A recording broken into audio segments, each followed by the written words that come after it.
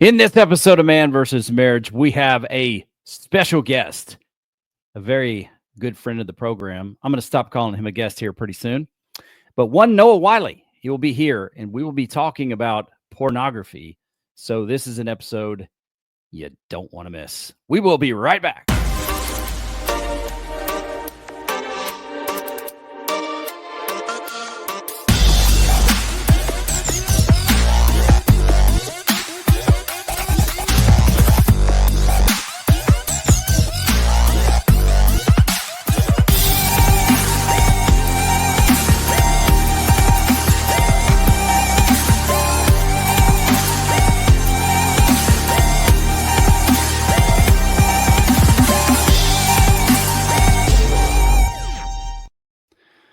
Welcome back to another episode of Man vs. Marriage. It is I, your humble servant, the Q Diggity Dog, in the Moran family studio with my lovely wife, Jeannie Moran.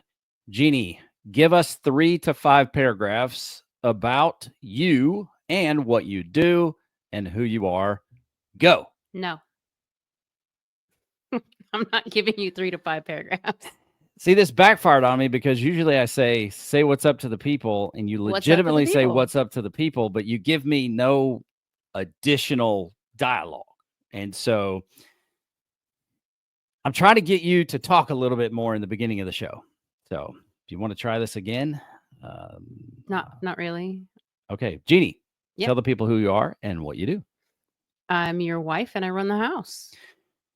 Yes, you do. And look, for those of you that are watching and not just listening, we're not in the new Moran family studio, so we're slightly bootleg when we have guests.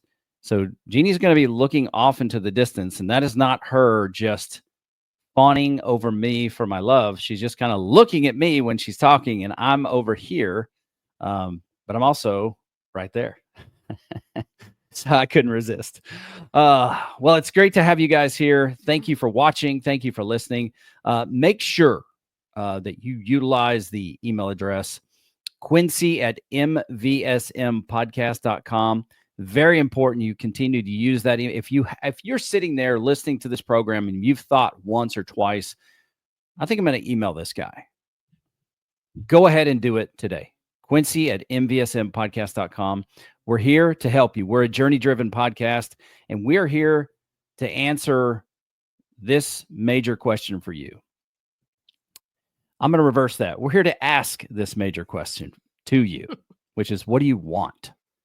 One of the most difficult questions we've had to answer ourselves. Is that true, honey?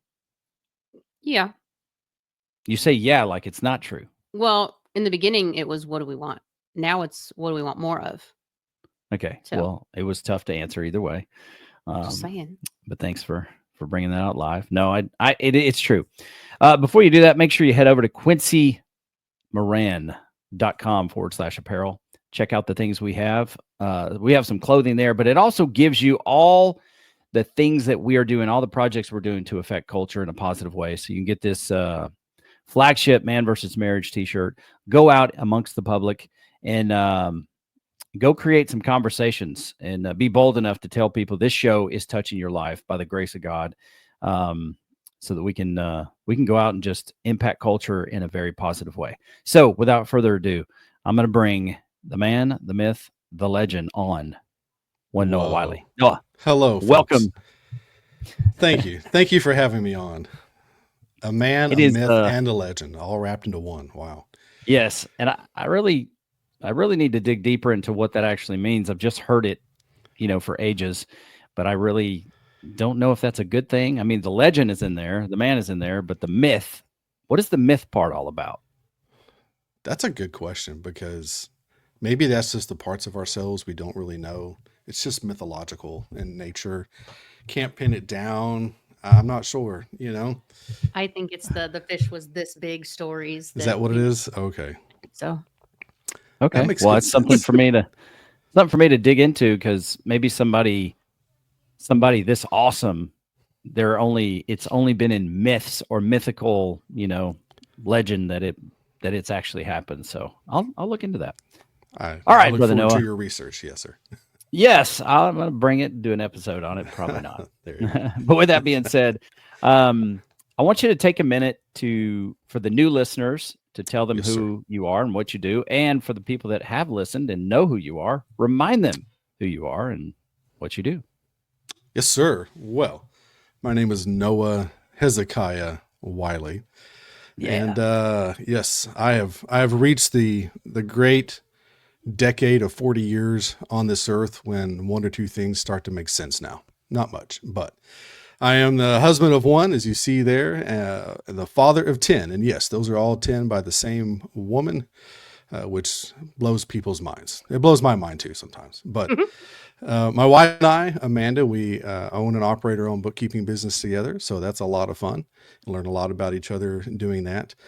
Big part of homeschooling our kids. I tried to write. I've got a couple books that I've put out there. And so in a nutshell, that is what I do. And I am, more than anything, a born again, believing man of the scriptures.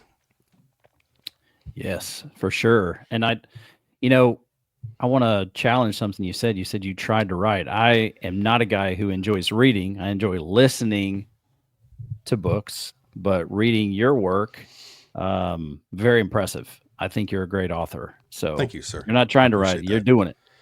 We're doing it. Okay.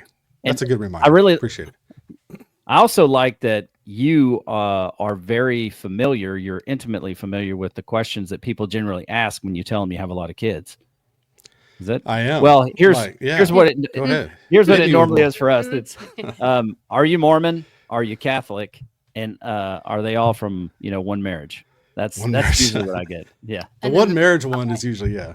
Sorry, what? my favorite one though is how did you manage 8? And they're because when we tell them the age, they're well, how old are they? And you give them the ages, they're like, wait a minute, you have 3 at the and 2 at There's multiples in there, and people just go, ooh, it's like yeah, well. And my favorite one, are you crazy? Yes, we are absolutely, but we enjoy it. Yeah. 100%. 100%. The most consistent one I used to get was, do you know what causes that? Which leads into Yes, doing the dishes. all kinds of weird conversations, but now I just tell people, I really don't know what causes it. If you could tell me, maybe I'll figure it out. And Yeah. I tell people it's when Quincy does the dishes. Yeah, over in the West Coast, the guys used to say, "Do you guys not have a TV?" I'm like, "Yeah, it just takes 10 minutes. You can go back to watching TV." I don't get it. What's the hang up here? These days, that's a commercial break. I mean, that's right. 10 minutes. So that's right. Well, without further ado, I'm really looking forward to this episode of the podcast because we started talking about bringing this to the show, and lo and behold, we started getting, before we even put it out there that we wanted to do something like this, we started getting emails from guys who were dealing with pornography issues. And so I said, well, that's kind of telling us something. Wouldn't you say, honey? It's so I want to let people know, as far as if you trust me, Quincy, you trust Jeannie, being a part of this podcast, I want to let you know that Noah is one of the men in my life that I look up to the most. He's an old soul, if there is such a thing, and he has wisdom beyond his years. So I invite you to listen to his testimony and what it is we're going to talk about. A lot of this will be open discussion as well, because we are putting together a series about pornography and how damaging it can be to your relationship, but not just your relationship, to you as a human being, emotionally, what it can do to you, spiritually, I believe, what it can do to you. And if you don't agree with that, it's okay. You have the email address. Go ahead and send it over to me, Quincy at MVSMpodcast.com, and we can talk about it. I'm open to hear why you think it's valuable. The stories that I've heard, just, if you want to talk about clinical trials, so to speak, it's devastating. So, without further ado, Noah, if you don't mind, I'm going to give you the floor, and for as long as you like to give your testimony about this, and we will sit back and listen and learn. Well, I appreciate that, and I understand this is not an easy topic for people to talk about, both men and women, and it affects them both very differently. And then you throw, if they're married, in there, and if they have children, if you're a believer, it just, all of those things add different layers of complexity to this, is an addiction. It's just as powerful as any addiction, or maybe even more so than addictions out there, because it messes with you chemically as well. And so what I'd like to do is just kind of lay out maybe what we'd like to cover over future episodes as well. And so we won't go over all of that today, but I definitely want to share just how pornography came into my life, because it was definitely very innocent in how it came in. I wasn't out there looking for it or anything like that. And then the long journey of wrestling with that, especially as a believer. And I do want to hit on that as we go through this. There's wrestling with pornography in and of itself, and then there's also wrestling with it as a child of God. Yes. I think those are a little bit different. I'm not trying to downplay wrestling with it if you're not a child of God, but and then the victory that came out of that, and the pain that I had to get to for that to happen.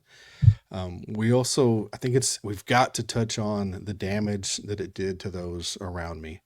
The collateral damage that I had no idea was going on while I was personally struggling with this. Because it's an addiction that obviously most people are going to keep quiet and to themselves. They don't want people to know that they're wrestling with this, especially if there's a spouse involved, children, friends, church family, all those kinds of things. And then I want to be open and honest about, some of the struggles after that as well. And this is something that I'm thankful when the Lord gives me the chance to share, because most of our testimonies come out of trials, right? Things that we've gone through, pain that we've experienced, things that we've had to overcome with the help of the Father. There's usually forgiveness involved, grace, Yes. mercy. And I experienced all that, not only from the Lord, but from my spouse. And they're all very powerful things. And in the last couple of months, I've talked with other guys who are my age, younger, and just as you mentioned at the beginning of this, I've heard some very powerful testimonies of what the Lord has done, but also just the destruction that this caused in their life and how hard it was for them, and the work that they had to put into it to overcome it. Because it's usually not something you just drop in a day. It is a journey, and we have to be okay with that this is a journey that we take, of healing out of this, confession if that needs to be done, accountability if you have somebody that you trust. So I just want to kind of start there and just share a little bit about like the overarching picture of where we can take this in future episodes, because there's a lot to dig into there. We can spend an entire episode just talking about the damage that your spouse and the pain and hurt that they go through as you start healing through this together. And that was something I was not expecting. And I know other friends of mine that have gone through the same journey. It was something that they were not expecting, because we fool ourselves into thinking this is just me. It's only impacting me, which is a lie of almost any addiction. It's just messing with my life. It's not hurting anybody that I love. And you're just blinded to that reality that this is causing unseen damage that you have to deal with as well. So I don't want to scare anybody from the get-go, but it's a very deep issue that we deal with that affects, for me, it got to where it affected every part of my life: work, family, my faith. My friends, all of it. It wasn't any part of my life that was left untouched as I went deeper into the addiction. So I'll pause there, and if you want to delve into any of that real quick, we can do that. Yeah.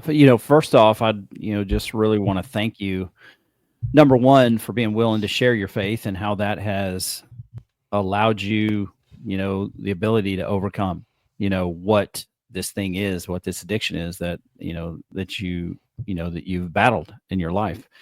And also for having the courage to put this out there. We do a program within our program called Standing Outside the Frame. I think I've discussed it with you before, when people email in and it's like, okay, you're too close to the picture. You're actually in the picture, so you can't see the painting. And what we allow the opportunity we allow our listeners is to email us their story, and then Jeannie and I will read it. And it's like hearing someone else's story, and then the answers seem to be more clear to you. They come to you more clearly. Right. Well, the last episode, one of the last episodes that Jeannie and I did, we kind of put a tweak on that. And I said, hey, Jack, would you be willing to come on the air and have a live standing outside the frame? You can turn your camera off and we can talk about it, because, porn addiction was the thing that nearly cost him his relationship, his marriage, Right. 16-year marriage. And so we did as much as you can do over email, we did a significant deep dive in what is it going to look like. And I'd say in 4 weeks, probably the most dramatic shift in a man and a relationship that I've seen to date doing this podcast. It was incredible. Wow. That's awesome. So it is. And during the podcast, I started getting emotional just because of the platform, mine and Jeannie's journey, the things that we have been through. God can see down the road, and he knows, he just knows that there's going to be a purpose in all of this pain. Right. So what you're going through right now, you, the listener, whoever's watching this, what you're going through right now, you may not see a purpose in it. I'm not saying it's something that God is doing to you. A lot of these things we get ourselves into. Right. But the wonderful thing about a God who loves you, will not leave you, will not forsake you. He can see you at your worst. He can accept you and give you the opportunity to change. Right. And then he can utilize that pain, that anguish. He can utilize that to help impact other people's lives. And that's what Jeannie and I did after we got our marriage on the good foot. And for a number of years, it's like, okay, let's take this journey. Let's make this pain worth something. I mean, of course, we got our relationship, but why don't we take this, and go show people that if you're willing, you can have the marriage that you desire. Right. And so he came on the show, and then he turned his camera on, and he left his camera on. And he said he wanted people to see that they're not alone in what Right. this is, and they don't have to continue to hide in it. Right. And it blew me away. I mean, it blew me away. He had his name up there as Jack because it's Jack and Jill, That's cool. But he did it, and then he listened to it, and he had some takeaways after the program. And then he had some concerns, and so I was able to kind of guide him through those concerns, because not with pornography, but with other parts of my life and history journey relationship, I've been there. Right. And I'm on the other side, and I've walked that path. I'm ahead, calling you forward. Right. And the wonderful piece of that is that's where you find yourself, Noah. You find yourself, for the people listening and watching this program. You've already seen the journey ahead. You've experienced it. Now you're looking back and saying, hey, come on. You're going to make it. Come on. You can make it. Let's go. And so, I hope, if it's possible at one point, we had talked about maybe having Amanda come and sit in and be a part of one of these episodes. And I would love for that to happen, not only regarding this topic, but also doing a show for, spouses who are entrepreneurs and work together. Yeah, that would be great, because there's a lot to talk about there. There's so much you don't realize about each other until you start working together on that level. That takes a whole different kind of grace to do that. Yeah. That'd be You cool. need to have one with them and us on how to raise a buttload of kids, because there are very few people in our lives that we can actually say, I had someone to go to and ask advice because they knew what I was going through. I think we were going through it at the same time. Yeah. So it was like, there was nobody else we could ask, Yeah. Yeah. I agree. I think there's a lot of fruit that will,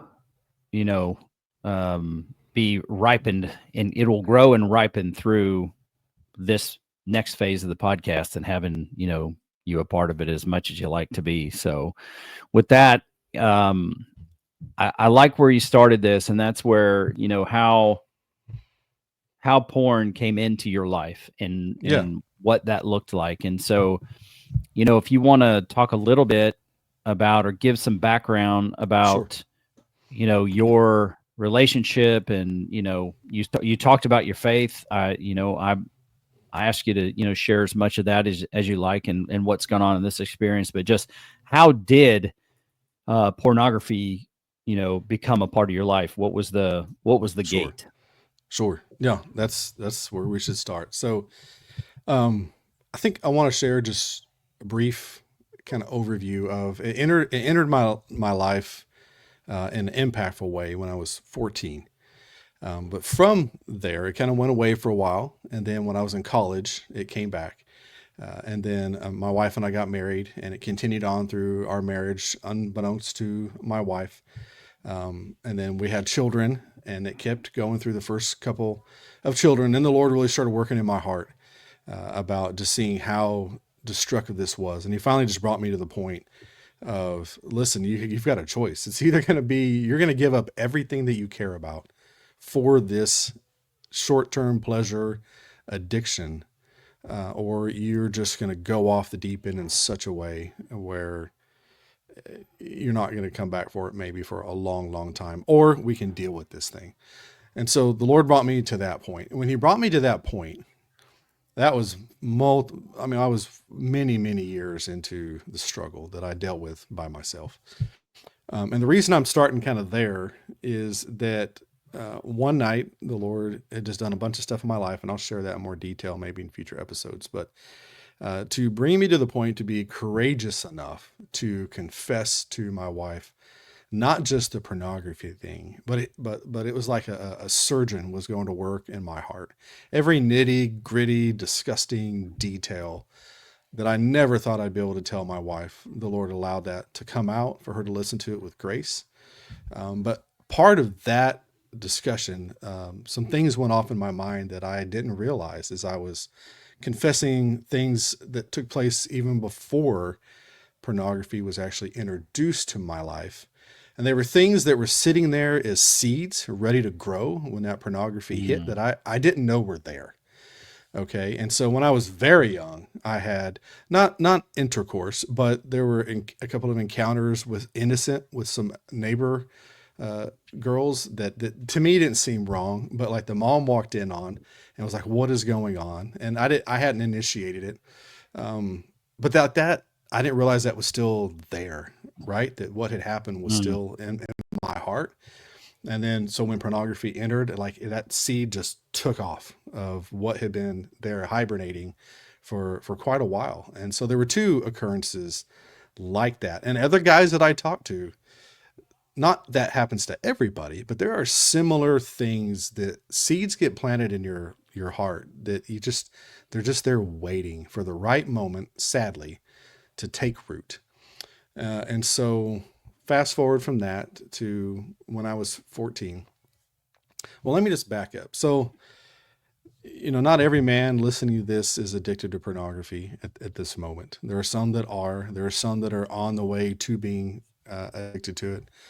There are some that are in the deep darkness of that addiction. But I would just encourage you at this point, if you're a believer, ask the Lord, man, show me that stuff that's in my heart that I don't know is there, that's going to cause me problems down the road. Let him deal with it now, instead of it come to light later. So I was 14. We were over at some friend's house, and I was up. The young man who lived there, he had his own little loft area. So we were up there talking, and for whatever reason, his parents let him have a safe in his room, which now I think is a terrible idea. Don't let your kids have safes in their room, okay? Because they're not going to hide anything good there. All right. Yeah. So that's out there, dude. That's out there. Yeah. And so he had a safe. He was like, "Hey, you want to see some stuff?" And so I was like, "Yeah." What? I didn't know what stuff he meant. So first it was like some Victoria's Secret catalogs. Well, then he brought out this little like 2x2 clippings that he had, like Playboy clippings that he had stapled together, and he said, "Here, take these." And that was my first introduction to what, we label as softcore pornography, which is still dangerous. That's a huge misconception, I think, that softcore pornography is not dangerous. Just like they talk about certain drugs being entry-level drugs into harder drugs, like softcore pornography, it's just going to lead into other things. It's there as an entryway pornography to hardcore and even beyond that. And so don't fool yourself into thinking that it's okay for my kids just to see some softcore or pornography or whatever. The way we are wired is that it takes off.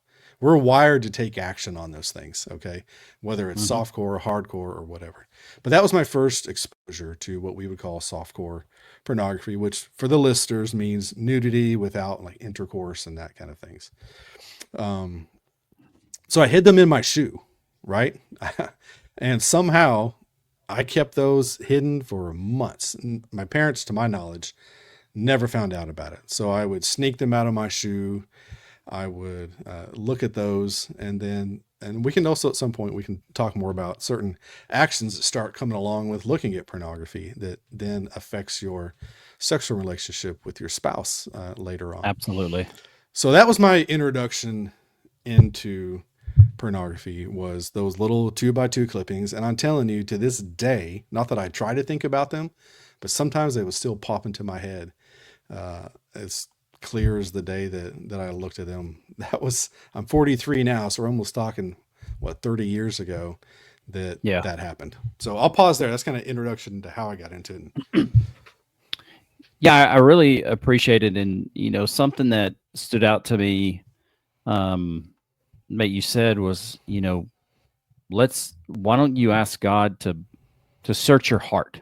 Like, look at your heart and see what things might be there that can compromise you, or those are my words, but I thought that was very intuitive of you, because that is something that I do on a regular basis, especially if there are decisions I've got to make, or if I've got something maybe for my professional life that I'm going to sell or to educate a customer on.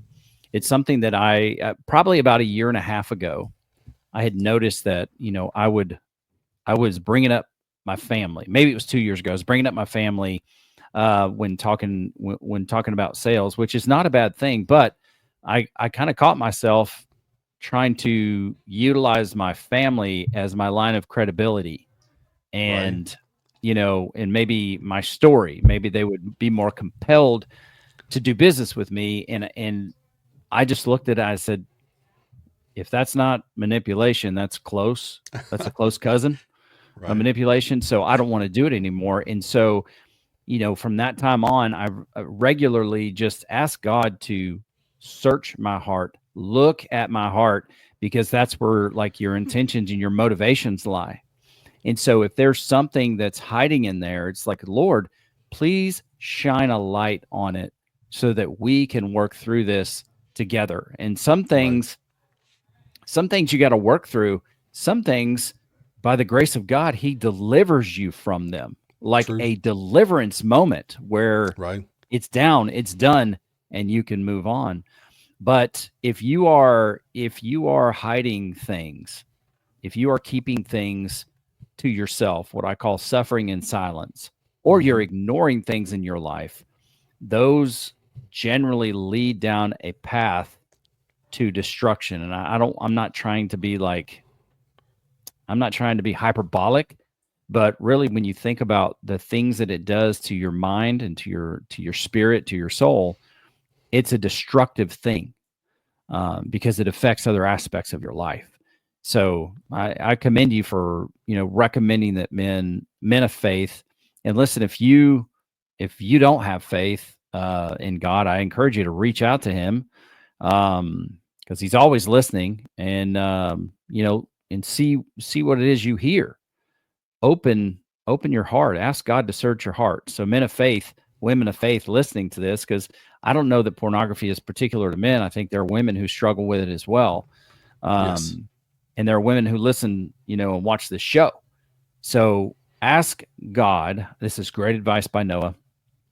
Ask God to search your heart and to reveal those things that are, dormant areas of destruction in your life. Yeah.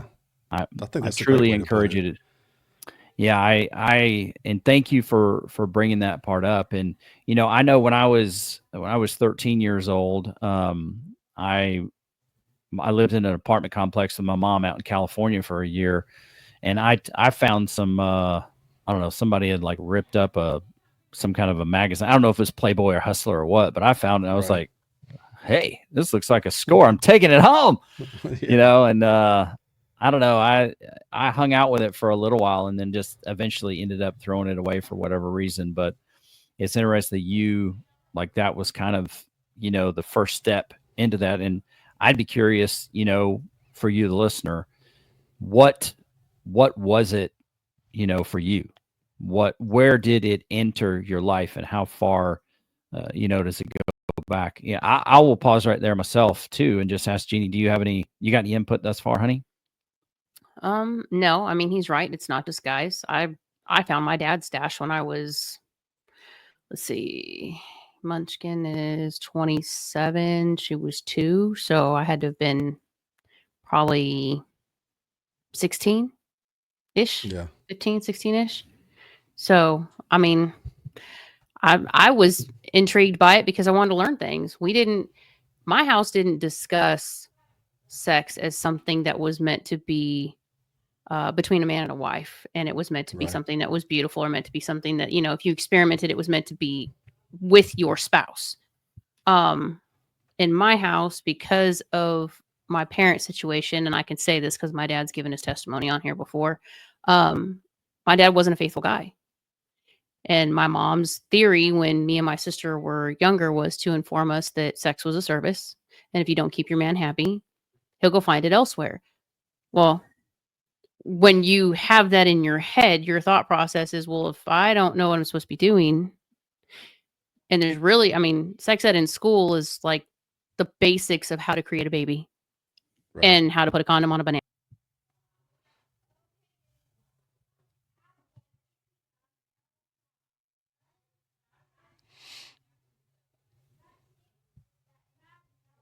Okay, what wasn't okay, what was expected, what wasn't expected. Like, we just didn't know. And then, of course, I went to public school, so there were rumors of what people did. There was lots of information floating around there, but it just didn't fit the narrative that I knew. So I went looking, and I found all kinds of information that definitely not accurate. We'll leave it there, but it's not just guys. It's definitely something that I think women get into for a different reason. Mm-hmm. I think we more look at it as, if it's something that intrigues you, why does it intrigue you? What is it that you're looking for? So I can go learn whatever this is, and then I can fulfill that. And then I don't have to worry about him running around on me. That's where my mentality was with it. But like Quincy said, we have a lot of guys that it's as simple as a TikTok video of somebody just dancing. They're not even naked. They're just dancing, but they're dancing in a small amount of clothing, or, it's a very sensual type situation.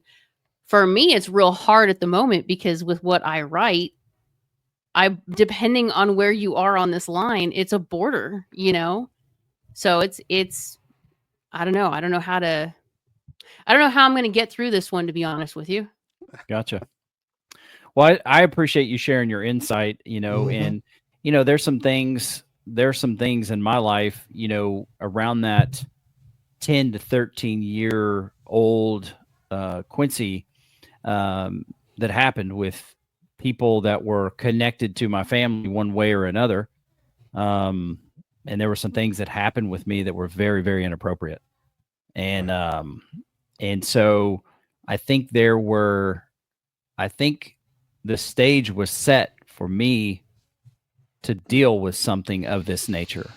And I did dabble in pornography a little bit, but then I kind of got to a point where it was like, something's just not right about this. And of course, Yeah. at the forefront of that is, my faith in Jesus Christ. There's a moral compass there that says, hey, this is not good for you. Sex is sacred. And there's nothing sacred about what you're looking at there. So I had a short run, with it. And then I was like, I need to get rid of this. And so by the grace of God, and I believe the work of Jesus Christ, it became a non-issue for me. Right. And it kind of got to the point where, friends of mine, colleagues of mine, whether they go to the strip club or they're watching, pornography on their computer at work, it's like, hey man, come check this out. And so step around, it's like, whoa, okay. And, you kind of reset, you go, that's not for me, dude. Oh, right. Why not, man? When I'm doing my wife, I can see Angelina Jolie, with this, not that there was any porn out there with her. And I said, let me pause you right there, because when I'm making love to my wife, I don't want to imagine another woman. Right. And I don't want to see anything here that imprints that in my mind. So I'm thinking about another woman when we're making love. Right. Because truthfully, my hope is that she's not thinking about another man, but she's present to the moment when she's making love with me, and we're connecting on a deeper level than just penetration. Right. So yeah, that's a no-go for me. And so he called me back around, at one point. He's like, hey, we need to look at this. And I was like, hey, dude, I'm telling you. And so he tried to show me again. And it's like, right, bro, that's not me. And so, it's fortunately something I was able, to work through. I guess I had enough things in my life that were going to be difficult to maneuver, that maybe this was one of those that he's like, right, Hugh, I'm gonna help you out with this when I see what's coming. So, I'm just gonna help you out. But, I really do, again, honey, appreciate you sharing, your perspective, because I wouldn't think that pornography is something that, women would struggle with to a degree, because guys are wired. I had this picture of, well, as a matter of fact, you do know that Ashlyn has a cat because you gave her the cat. But it's funny because the cat can be doing whatever it wants to do, just meandering around. But the minute it sees something that creates a little bit of a shake or something out of its, peripheral vision, and now gets tunnel vision on whatever this, you can distract a cat so easy. Right. With the right tool. Yeah. And so I look at the enemy going, this is your gimmick here. You can distract so many men from what life has to offer by trapping them in this particular place. Right. And so I think it's probably not uncommon, for people might share your story. I guess I should say, it's like, hey, the boys are hanging out. Look what I got, my old man's porno mags, or whatever. Yeah. Beastie Boy style. The baseball team. Yeah. So it's not uncommon. And here's one thing I just want to pause. I guess we're pausing all over the place here, but I want to pause real quick and just let you know. It's okay. If you are struggling here and you want somebody to talk to who has been down this path, I just encourage you to utilize the email. If you can't see the email because you're listening on audio only, it's agodlyheritage@gmail.com. And I won't speak for you, but I'll speak for you, Noah, and you can just tell me no now or after the program. But whether you're a man of faith or not, I encourage you, if this is something you're dealing with, email Noah, reach out to him, because, you're an overcomer by the blood of the Lamb first, but also the word of your testimony. Right. And so let's allow the path to start today. Don't wait until tomorrow. Don't wait until Monday. Do it now. Begin the healing now. So I just wanted to put your email address out there for people. Thank you. Who are struggling. You got it. Sure. You got it. So let's, if you want to, we talk about a couple of those points there as far as start that path today. Yes. I think Yes, that would be good to absolutely. talk about. And then there's so much that there's no way we're going to be able to today. We're just kind of planting seeds today on, and hopefully pricking whoever's out there listening in their heart going, this is what I need. Like, I need a listening ear. I need somebody that I can share this with. I need to hear somebody who's been through it on the other side of it, that there is hope. I mean, that's Yes. what we all want, right? We want some hope. We want some hope because, like you mentioned, I mean, there's this kind of this sense about, well, everybody deals with pornography in a sense. I mean, like, hey, it's natural. Women look good naked. Why shouldn't we look at them? So there's this herd mentality that I think we use sometimes to make it okay when it's not okay. Because again, if you're a man of or a woman of faith, we know, like Jeannie mentioned too, and you, that, I mean, that sexual relationship is created to be one, permanent between you and your spouse. Two, sacred, where it's just between you and your spouse, and there's no room for anybody else in that. And that the enemy is out to destroy that. That's what he wants to do. He wants to destroy anything that God has created that's good. He wants to flip it on its end, make it evil, make it terrible. And the scriptures say that, you know, he's on the prowl to seek, to kill, and to destroy. And sometimes he starts at it at a young age. And so there's a couple of things I wanted to mention. One is that, like you mentioned too, Quincy, maybe there's something that you, the listener, has had happen to you, that it was not your fault. You found yourself in the middle of it. Maybe you had no idea what was going on. If you knew afterwards, and this doesn't quite seem right, maybe, but you had no idea.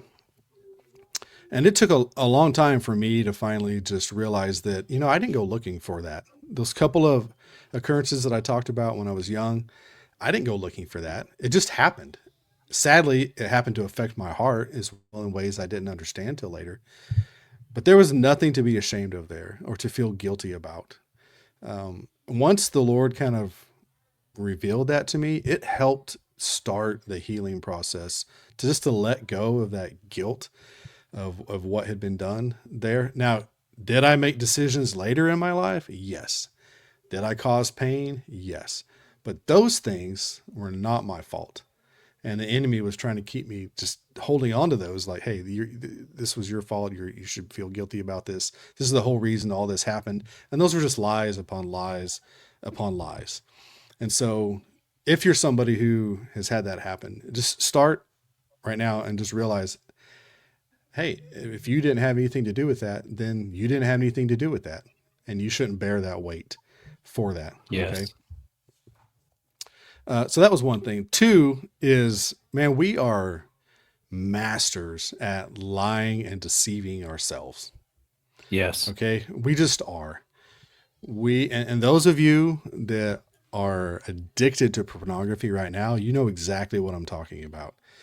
Because you're probably lying to yourself and deceiving yourself, saying, one, I can stop this anytime I want to, which is the same thing that alcoholics go through, drug users. You know, I have the willpower, and the truth is you don't. Otherwise you would have, right? So you need to realize that, like, I need help. Okay. This sounds so cliche, but you need to confess to yourself, I need help. I've got a problem that is wrecking my life and those around me, and I need help. It's got to start there, because until you finally admit that you're there and you need help, you're just going to continue through the same charade of, well, I'll look at pornography tonight, but I can stop tomorrow if I want to. And you know that's not true, unless, like Quincy mentioned, God just intervened, which he can. So I wanted to mention those two things, Quincy, is just on this episode. For those listening, those are two great places to start if you're kind of deeper into this addiction.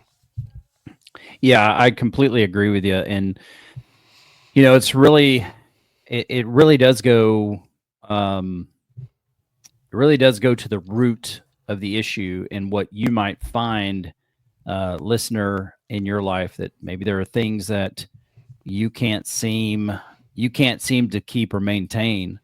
You can't remain consistent at certain things. And I'm here to tell you, I have experienced addiction, and I still work through addiction right now, because I was morbidly obese at one point in my life, and food was my drug of choice. I ate myself into being incredibly unhealthy. And so I know something about that. And that's why I talked about, the time to start is now. With anything that is damaging you, with anything that is seeking to cause destruction within your life, the time to start is now. It's not to put it off. And if it is something that benefits you, then it'll come back around to you and it'll make you better. But I can't imagine that this situation makes you better, bro. I talked to one of the guys that really opened my eyes to this situation. He confided to me years ago, probably maybe almost a decade ago. And the deal was this is an adult show, so I'm not going to pull any punches. He had looked at pornography so much that he could no longer climax with his girlfriend. He couldn't. They had to keep getting more and more creative. And hey, it's cool to get creative in the bedroom. But he had to get more and more creative to the point where he could not go unless he was watching something while doing something with her. And even at that point, he still could not achieve climax. And that tells me right there, that is incredibly destructive, because that means you are no longer connecting. And it reminds me of what you hear, and I'm not saying you're a drug user. I'm not saying that at all. If you have pornography in your life, it just echoes what people say, with drugs. It starts in one place, and then you have to have a little more. And in order to get, like, you're always chasing that first high, I guess is what it is. And so you continually have to up the ante in order to get to that point of euphoria. And so that can be incredibly damaging. And if you are carrying this secret around, it is a burden that you are not designed to bear. Right. And it is affecting your life. And I have a principle, what I call a philosophy. When I changed my life, I decided I wanted to be a new man. I looked at it and it's like, hey, let me tell you this. I want to live my life in such a way where it's like there's a movie camera, or I'm like, people are watching me all the time. But I don't want to do things because of that. It's just the way that I want to live my life. And so, one of my big philosophies is creating internal credibility. And that's building trust with yourself so that you can become more reliable. But you can also take a step back and say, how am I deceiving myself? Because if you can't have that conversation with with yourself and have the courage to be aware of what you're doing and how it's affecting you and your family, it's going to be hard for you to get off whatever cycle it is that you're on in this life. And so, our pastors years ago said, hey, the way you do one thing is the way you do everything in life. And so if you're hiding stuff, or you have these secrets in your life that are causing you to do things that are not healthy, the time to get on the road to recovery is now. There's no time to waste. And that's why I encourage you, the listener, or those of you watching on YouTube, you have Quincy at MVSMpodcast.com, or for this specifically, you have Noah's email address, agodlyheritage@gmail.com. And look, I get all kinds of emails and guys share with me what's going on in their life. And truly, I read these things, and I'm not here. I don't find myself judging these guys. Right. Because I'm where they used to be. Yeah. And I know what it's like. So when you're reaching out about this, it's not about judging you or condemning you or shaming you. It's about how can we get you on the path to get rid to unburden yourself so that it's exhausting carrying things around like this in your life. That's what I believe. So any thoughts there, or what's the next leg of the journey? What do you think?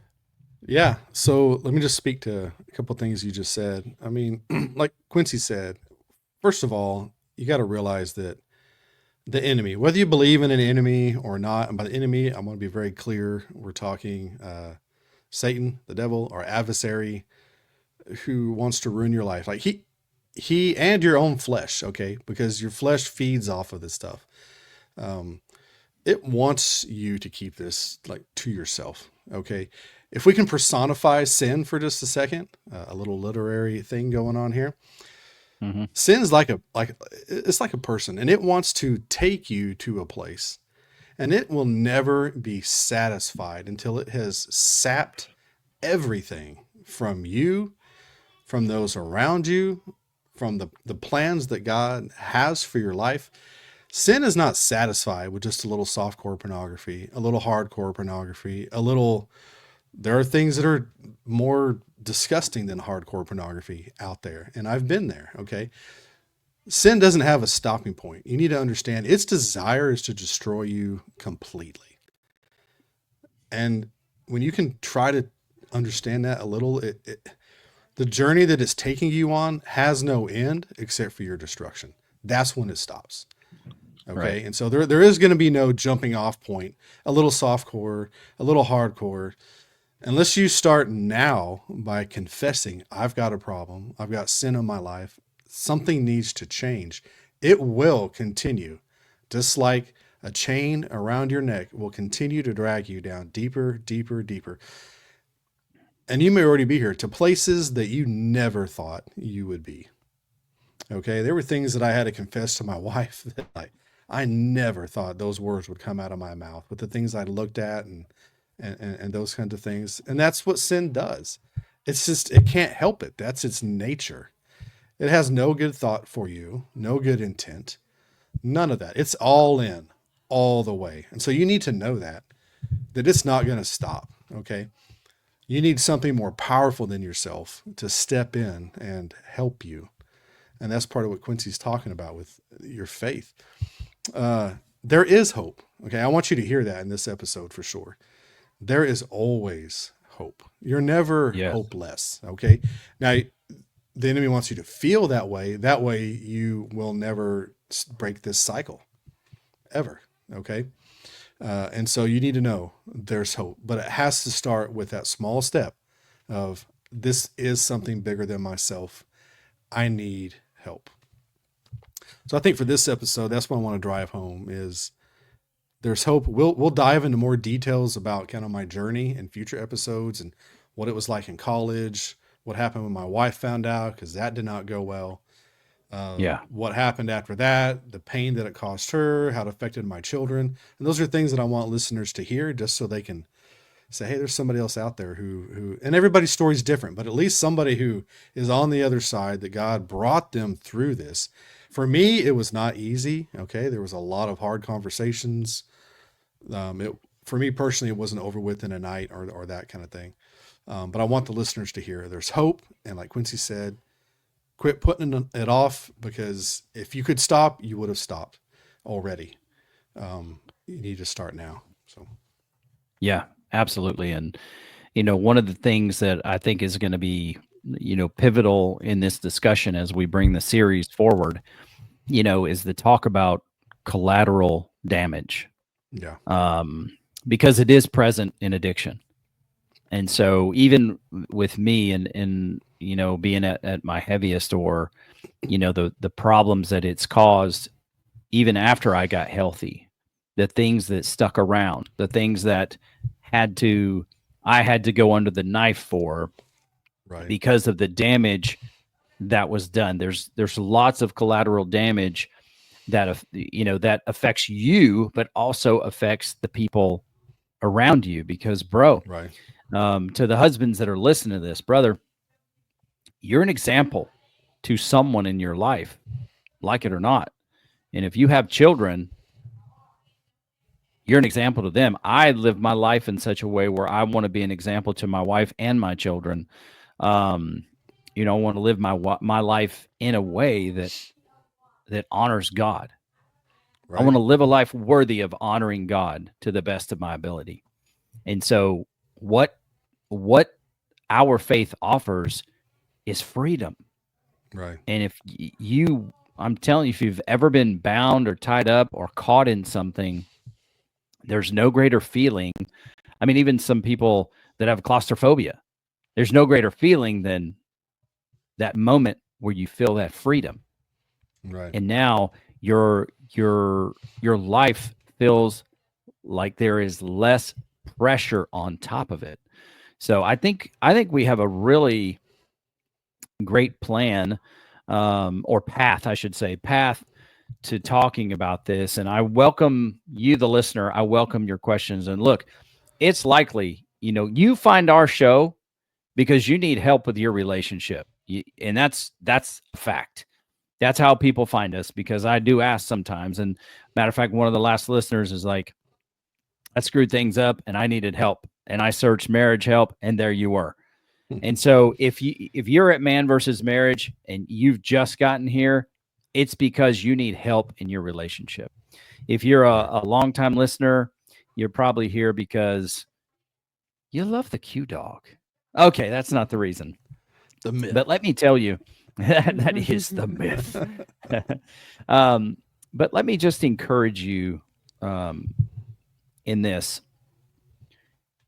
You, right now, whatever it is that you're carrying, if you want that kind of freedom, I encourage you just to reach out to us, myself or Noah, or both of us. What can we do? What is it that our experience along this journey in life, what can our experience do to help you restore some hope in your life? Because I think that was a beautiful point you articulated, that there is hope. I've been at a point in my life before where I was hopeless. Yeah. And you feel alone and you feel forsaken. But the fact is that you're not. There is hope. Right. And so I also know that if you're at this podcast, maybe you've done some marriage counseling. And maybe the therapist or the counselor has suggested you watch pornography with your spouse in order to spice things up in the bedroom. Weird how common that is. I'm here to tell you that that's just not advice that I stand by, because I've always, for years, Noah, I've always thought that pornography was like napalm. It's just a fire that does not burn out. It's sticky, it's gooey, whatever it touches, it burns underwater. So it's something that you don't quench it without the right activity, without the right tool, without the right action. So, man, I really appreciate you being willing and having the courage to share your story, because it's an uncomfortable topic for maybe almost everybody, if not everybody. Right. But there is, at some point, we as human beings must stop suffering in silence, because I promise you, you're not the only one going through it. No. Now you'll just be a part of a collection of people who are not going through these things alone. Right. And I don't know, man. I really feel within my heart that there are some listeners out there that may be even getting emotional, thinking, I have hope in my life. I have hope again. So how can we help you? And ultimately, this is where I land in the way that I seek to live my life. It's like, what standard do I want to live by? Right. And the standard begins with my faith. And so maybe you don't know, or maybe you don't have a standard if you're listening to this show. this can begin to put your life back on track. This can begin, this can be the starting point or the catalyst for you to create a standard for your life. And I'm telling you, every journey starts like with one step. You can't get to the 50th step in a journey without taking step number 1. Right. It's like one of the most powerful things that my brother ever said to me when we were doing Moran Brothers and we were losing weight. It's like, what's the thing that you're the most proud of? And he said, starting. Yeah. This was at 2 years after he had, lost well over 150 pounds. And I would have thought it was like when he reached this milestone or the next one. And it's like, no, I started. And we are offering you, the listener, you guys watching that here today, we're offering that to you. So I encourage you, get on that path. It's time to set a standard in your life. If you want freedom over this thing, but you have not been able to figure out how to do it, today is your day. Today is the day where tomorrow and from then on, your life is never the same, because you have people here who are willing to get into the weeds with you and help show you the path. Amen. Amen. Yes, sir. All right. Well, that's all I have, honey. Any thoughts? No, I think we've got a good start. Excellent. Noah, give you an opportunity to give any final thoughts. No, I'm just thankful that we can talk about this. I think there's a lot of men and women, spouses, families that are suffering under the banner of pornography, and we don't have to be. And so I'm thankful you have a platform where you're willing to bring this topic forward. It is uncomfortable. It causes shame in people, but we can cut through that, I think, with truth and just sharing what the Lord has done. So I'm looking forward to sharing more. And I hope folks email and we can start that discussion and they just take that first step of that confession to themselves. You don't got to confess all your sins to the email. What we're talking about is this: hey, I hear what you're saying. I need help. Can you pray for me? Can you listen to my story? Whatever you need. That's what we're here for. So we don't have to be confessors necessarily, but we are here as a group of people saying we care about you, don't want you living under this any longer, because there is hope to work through it. That's all I've got to say on that for today, bro. No, that's great, man. That's great. I'm really thankful. I'm really thankful that you came on, and I am excited. I am excited about the people's lives that are going to change from this episode, but also from the series that is to come. And as a matter of fact, all the things that we are going to be doing on this podcast for this audience that involve the Wylie family. It is going to be tremendous, man. I'm awesome. Very much looking forward to it. And you are a blessing in my life. I love you, man. Really appreciate you being on. Love you too, cuz. Appreciate both of you taking time tonight to talk about these things. Heck yeah. Thanks for making the time. Hey, yes, by the way, you got 10 kids. You know what causes that, bro? Have you figured it out yet? I don't. Somebody needs to email me at that email, and no, they probably shouldn't do that. You know what I'm going to say? That's how these problems start. You should tell them what we tell them. My mother told me, when you find out what you're good at, do it. Do it. That's right. I'm not good at many things. That is a fact. So, well, we're great at making kids. I usually say Genesis 1:28. That's my life scripture, and I am walking it out. I have been fruitful, and I am multiplying. Somebody's got to do it. Somebody got to do it. Why don't you guys do it? That's right. Yeah. All right, brother Noah. We're gonna wrap this one up. We'll be right back in just a second. Hey, thanks a lot for checking out this episode of Man vs. Marriage. I want to make sure that you know where we have all of our stuff and all of our things. Right, honey? Sure. All the things. Make sure that you go by and you visit quincymoran.com/apparel, and you will see all the projects that we have there and that we are creating to impact culture and families, men and women, in a positive way. That's right. Go get the Man vs. Marriage flagship t-shirt. Go right here, which is something that speaks volumes to me, which is I was not born ready. I'm built ready.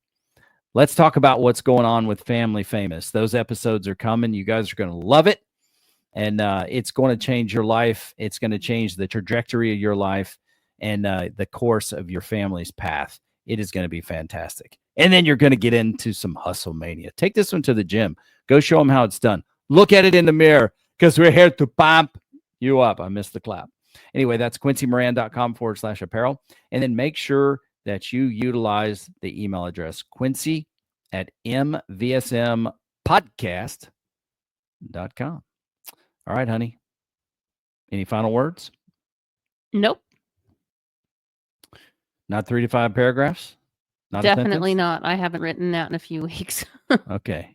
Well, anytime you can.